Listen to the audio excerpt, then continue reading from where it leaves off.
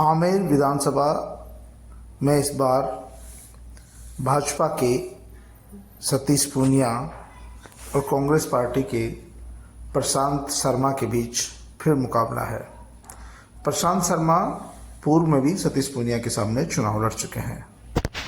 इस बार फिर से कांग्रेस पार्टी ने प्रशांत शर्मा को उम्मीदवार बनाया है, लेकिन जिस तरह का समर्थन सतीश पूनिया को इलाके में मिल रहा है, जाहिर सी बात है कि यहाँ प्रशांत शर्मा पिछड़ते हुए नजर आ रहे हैं।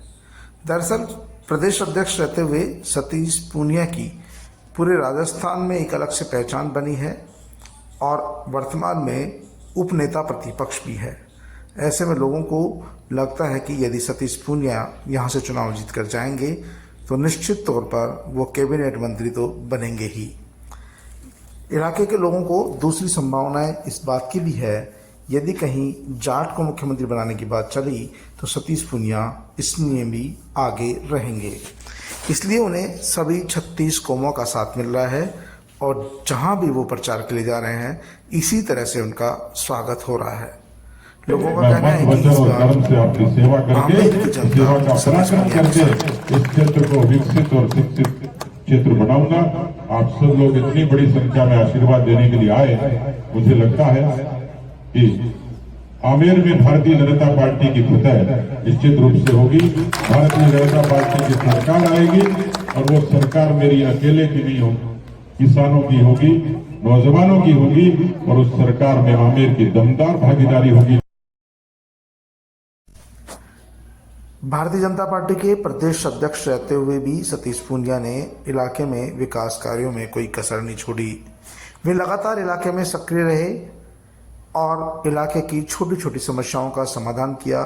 चौपाल लगाते रहे, जन समस्याओं का निराकरण के लिए समस्या निवारण शिविर लगाते रहे और जनता के बीच रहे। यही कारण है कि जब आज वो फिर से वोट मांगने गए हैं, लोग उन पर फूल बरसा कर स्वागत कर रहे हैं। जगह जगह पे इसी तरह का माहौल देखने को मिल रहा है।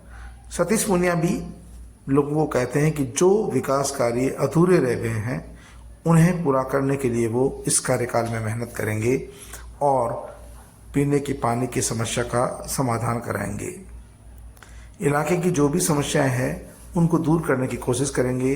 हालांकि उन्होंने कहा कि पिछले 5 साल में उन्होंने गाँव को सड़कों से जोड़ने का काम किया है, घर घर नल योजना के तहत नल पहुंचाने का काम किया है, लेकिन क्योंकि मौजूदा समय में सरकार विरोधी दल की थी, ऐसे में हो सकता हमारे काम नहीं हो सके हों, लेकिन यदि इस बार आप फिर से मौका देंगे तो काम।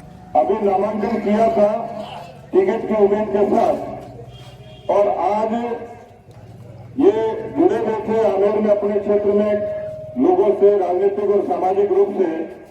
मुझे खुशी है कि चौक का ये चौक साक्षी बन रहा है कि मुकेश शर्मा जी आज कांग्रेस छोड़कर भारतीय जनता पार्टी के सदस्य कर रहे हैं।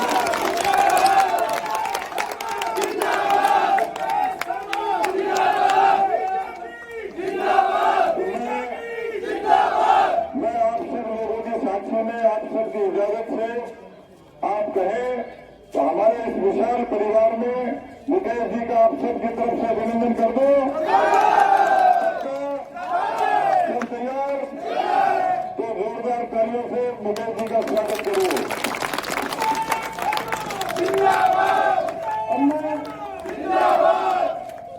मैं पहले कैसे नाम बोले स्वागत करिए। हमारे विरोधी कैसे जमा रहे थे। सतीश पूनिया के सामने कांग्रेस पार्टी ने एक बार फिर कमजोर उम्मीदवार को उतारा है। प्रशांत शर्मा इलाके में ज़्यादा सक्रिय नहीं रहे। यही कारण है कि पिछली बार भी लोगों ने उन्हें नकार दिया था और इस बार भी उनके पक्ष में ज़्यादा माहौल नजर नहीं आता।